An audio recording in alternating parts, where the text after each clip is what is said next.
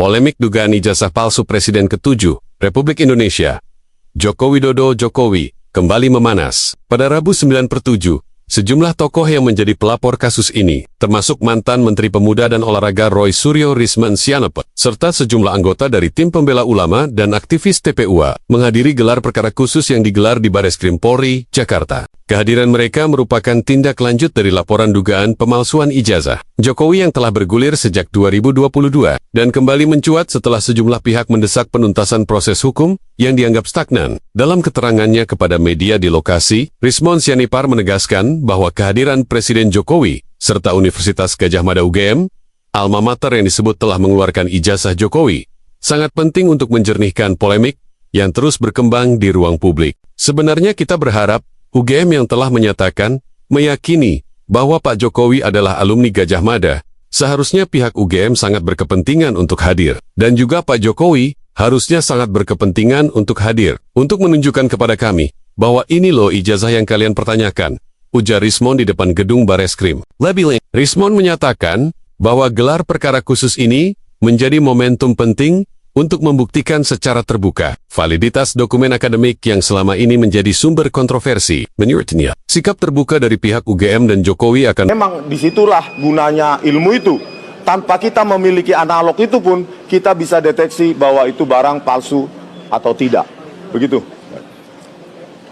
Kemarin juga dari alumni Gadjah Mada kan sudah menyatakan pernyataan sikap tentang itu, Pak. Iya, rela gama dan saya kira karena alumni UGM ini kan menyebar di seluruh kolong dunia gitu ya. Jadi sangat susah untuk mengumpulkan para alumni UGM, tetapi ada 100 orang gitu ya, Bu ya. Nah, itu ya berkumpul. Ya kami sebenarnya karena kecintaan kami kepada alma mater Universitas Gadjah Mada, yang kami tidak cinta adalah pengurus-pengurusnya sekarang yang tidak terbuka. Ya, tidak terbuka. Bahkan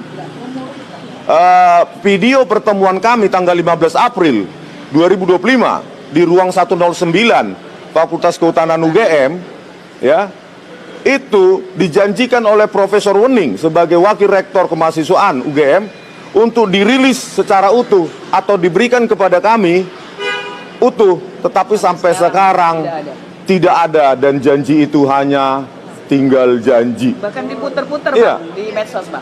Nah, diputar-putar ya. Nah, ini padahal kami dituduh menghasut. Ketika saya dimintai keterangan pada saat undangan klarifikasi, ya, kemarin di Polda Metro Jaya, pelapor itu tidak menyediakan bukti material apa tindak pidana yang diakibatkan yang diduga kami lakukan penghasutan tersebut. Begitu, Mbak ya? Ya, terima kasih. Agendanya jam berapa, Pak? Agendanya jam 10. Ya, tapi saya siap-siap dulu, karena kalau diberi waktu yang banyak, maka saya juga punya banyak yang perlu saya presentasikan. Kompolnas mengikuti sejak awal ya sampai terakhir ya.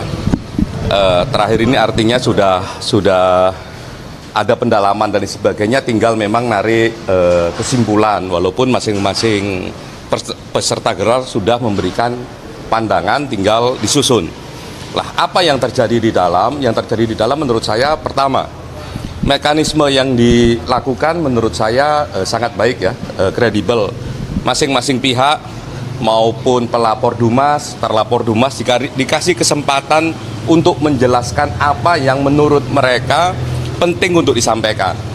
Ya, termasuk juga tidak hanya prinsipalnya, tapi juga ahlinya. Terlapor juga begitu, tidak hanya mereka pengacaranya, juga ahlinya. Di samping ahli dari masing-masing pihak, juga ada ahli dari Bareskrim tadi, terus juga ada dari Wasidik untuk menjelaskan bagaimana komposisi dan sebagainya. Sehingga dari segi proses kredibel. Salah satu yang menjadi plus dari kredibilitas proses ini melibatkan kami. Jadi ada Kompolnas, ada Ombudsman. Ada DPR juga, tapi tidak bentar saja, nggak sampai selesai ya. Tapi yang sampai selesai kami sama Ombudsman. Nah, bagaimana itu terjadi ya? Kami dikasih kesempatan juga untuk menanya banyak hal, ya, banyak hal kami konfirmasi dan sebagainya. Lah, apa yang penting dalam konteks ini? Yang pertama begini, karena kami pengawas ini salah satu yang paling penting adalah bagaimana proses dan bagaimana substansi. Dari segi proses yang terjadi adalah kami cek apakah fakta-fakta yang disampaikan oleh pelapor maupun terlapor sudah dikerjakan ataukah belum oleh rekan-rekan penyidik. Tadi dijelaskan banyak hal, detail penjelasannya, titik komanya dijelaskan. Jadi berbagai argumentasi yang tadi disampaikan baik pelapor maupun terlapor ya, dengan termasuk juga oleh ahlinya, itu kami mendapatkan penjelasan yang cukup mendalam. Termasuk misalnya ketika mereka mengatakan kami sudah ambil bukti ini, tolong tunjukkan buktinya. Kami sudah melakukan ini itu, mana administrasinya, ya mana dokumentasinya dan sebagainya, sehingga itu memberikan gambaran secara utuh bagaimana sebenarnya kasus ini. Termasuk tadi ada pihak UGM ya, UGM juga kami tanya, betul enggak berbagai peristiwa itu, betul. Yang kedua, yang nggak kalah penting adalah soal substansi ini, ya, yang ini jadi pertanyaan mendasar ya. Ini ada ijazah Pak Jokowi, bagaimana pembandingnya? Lah, bagaimana proses membandingkannya ijazah itu dengan ijazah yang lain? Lah, ternyata yang dibandingkan itu tidak hanya soal ijazahnya. Jadi ada beberapa pembanding ya, ada tiga pembanding, tapi sebenarnya banyak, tapi yang diambil 3 karena memang aturannya begitu. Lah, itu yang dicek pembandingnya tidak hanya soal ijazah, tapi soal semua berkasnya. Jadi ada kurang lebih 19 sampai 20 item pembanding di situ. Sehingga kita bisa tahu nih, betul enggak. Nah, dalam konteks perbandingan itu yang dicek per dokumen. Ya, per dokumen dicek. Terus kondisi common historicalnya dicek. Misalnya kok kondisi common historical itu kalau ada pertanyaan gini, ini kok ada ijazah satu pakai profesor, satunya enggak, atau pakai pakai SOE pakai SU, itu juga dicek. Nah, kami mendapat penjelasan yang menurut kami penjelasannya sangat komprehensif, baik dari UGM maupun dari penyidik, termasuk juga dari lapor. Jadi lumayan itu penjelasannya. Lah, yang berikutnya yang nggak kalah penting soal metodologi ya. Teman-teman pelapor menjelaskan bagaimana mereka punya asumsi, punya analisa yang mereka yakini sebagai fakta, menyimpulkan A. Lah, yang terlapor juga begitu, ngomong keyakinannya B, misalnya begitu. Lah, kami juga ngecek itu ke lapor, apa yang dilakukan oleh lapor, apa yang dilakukan oleh penyidik. Di lapor misalnya dia menjelaskan apa saja yang mereka cek, menggunakan alat apa, metodologinya bagaimana, sehingga kita bisa ukur sebenarnya ini siapa yang memiliki metodologi yang paling kredibel. Lah, kami cek tadi. Ya, ngeceknya satu, dari segi bahan. Apakah bahannya memang faktual ataukah tidak? Nah, ternyata bahannya ya satu bendel itu banyak sekali. Masing-masing 20 item. Jadi punyanya Pak Jokowi dengan pembandingnya masing-masing 19 sampai 20 item. Dicekin semua. Dengan apa yang dicek, salah satu yang paling penting adalah karakter dari kertas. Ya, karakter dari stempel dan sebagainya. Karena itu memang benda fisik ya yang mereka pegang dan sebagainya. Sehingga dalam konteks seperti itu, ya sebagai satu proses metodologi, sebagai satu proses kerja-kerja penegakan hukum, kami mendapatkan gambaran yang kredibel. Yang berikutnya, apakah cara kerja kayak gitu bisa dipertanggungjawabkan? Bisa. Karena kita cek alatnya apa, metode kerjanya ini apakah berstandarisasi ataukah tidak. Alatnya tadi ditunjukin menggunakan alat apa saja, dan alat ini dipakai enggak di lapor yang lain. Nah, alat itu dipakai oleh lapor yang lain. Ya, artinya bisa diuji kalau alatnya itu. Kedua, apakah menggunakan satu standarisasi yang juga diakui secara internasional atau nasional? Ada pakai ISO. Sehingga memang dari segi metodologi itu lebih meyakinkan. Kami mendapatkan keterangan itu. Yang berikutnya yang nggak kalah penting adalah apakah misalnya begini, ketika proses dokumen itu terus ada satu dengan yang lain berbeda-beda misalnya, itu bagaimana penjelasannya? Itu juga dijelaskan, termasuk oleh lapor, ya, oleh penyidik, tapi lebih banyak oleh oleh UGM. Misalnya begini, kenapa kok Anda skripsi ya yang belum ada tanda tangannya, itu dijelaskan, dan itu terjadinya tidak hanya di 1-2 skripsi, tapi banyak skripsi yang model kayak gitu. Kenapa bisa terjadi? Lah itu ada penjelasannya yang menurut kami ya sangat informatif dan akuntabilitasnya oke. Ya, kredibilitasnya oke. Nah, itu tadi kami dalami. Yang berikutnya yang nggak kalah penting kalau tadi kan su sudah, penggunaan profesor sudah, tanda tangan sudah, termasuk KKN dan sebagainya, mekanisme itu tadi kami mendapatkan penjelasan yang menurut kami dengan pendalaman cukup baik. Lah, kita bilang cukup baik karena di samping kami mendapatkan penjelasan, kami juga minta proses penjelasannya. Jadi kalau mereka ngambil barang dari UGM misalnya, ngambil bukti dari UGM, mana berita acaranya, mana dokumentasinya dan sebagainya, termasuk juga mekanisme kerja di lapornya. Nah, itu kami semua mendapatkan itu, dan prosesnya lumayan kredibel menurut kami. Nah, tadi juga ada ombudsman juga aktif, kami juga aktif.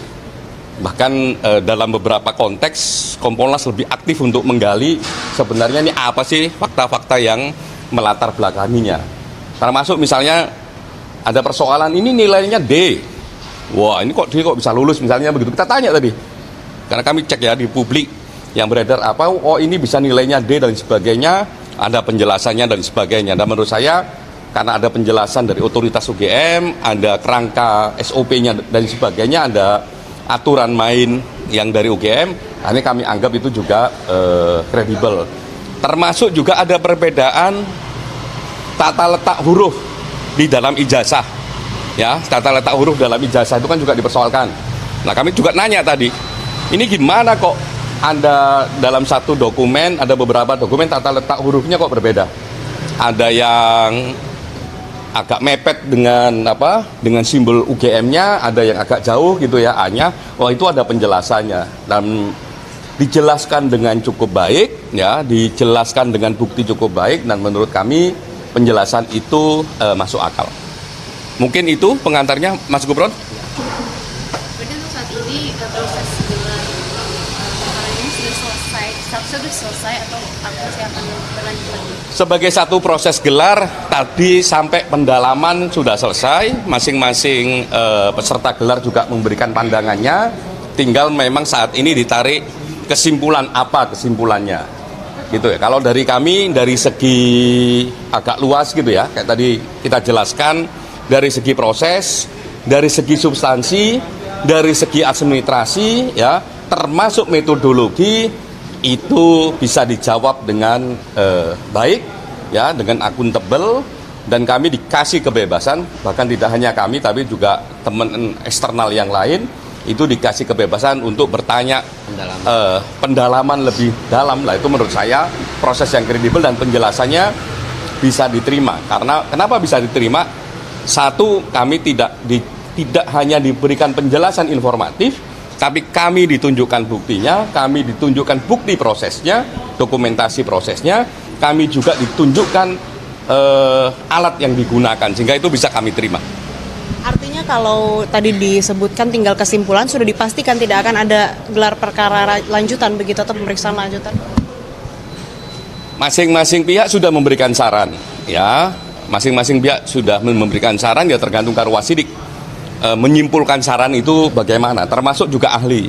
Di situ ada ahli pidana tadi yang juga menjelaskan bagaimana kerangka merespon fakta-fakta yang terjadi, fakta-fakta yang ada dalam mekanisme gelar tadi, baik yang disampaikan terlapor, pelapor, penyidik, lapor, UGM, ya, dia merespon itu dan dia memberikan pandangan hukumnya. Lah saya enggak bisa mewakili dia untuk menjelaskan apa sarannya. Tapi untuk kapannya itu sempat dikasih tahu nggak? Kami mewanti-wanti dan berharap kesimpulan ini jangan terlalu lama untuk diumumkan. Karena satu, prosesnya sudah baik ini. Ya, prosesnya sudah baik, masing-masing pihak dikasih kesempatan untuk menjelaskan apa yang mereka yakini, baik pelapor maupun terlapor, dan kami yang di eksternal juga dikasih kesempatan untuk menggali lebih dalam. Gitu. Pada tahap penyelidikan itu tidak diatur dan tidak berdasar hukum. Namun kami sangat menghargai keputusan yang sudah diambil oleh Mabes Polri, sehingga kami hadir hari ini untuk mengikuti prosesnya. Dengan harapan bahwa ini kan gelar perkara khusus atas permintaan mereka. Sehingga setelah gelar perkara khusus ini, ya harapan kami sudah makin jelas, makin clear, dan dari pihak mereka pun sudah tidak ada lagi yang harus dipertanyakan. Dan pada kesempatan inilah kami akan mengoptimalkan apa-apa yang menjadi misi untuk membuktikan bahwa ijazah maupun skripsi Pak Joko Widodo itu palsu. Jadi apa yang disimpulkan oleh pihak Bareskrim atau Dirtipidum bahwa ijazah Joko Widodo itu identik gitu kan dengan 3 temannya yang telah diajukan komparasinya, kita pada kesempatan ini para ahli akan membuktikan bahwa ijazah Joko Widodo itu tidak identik. Daikade gelar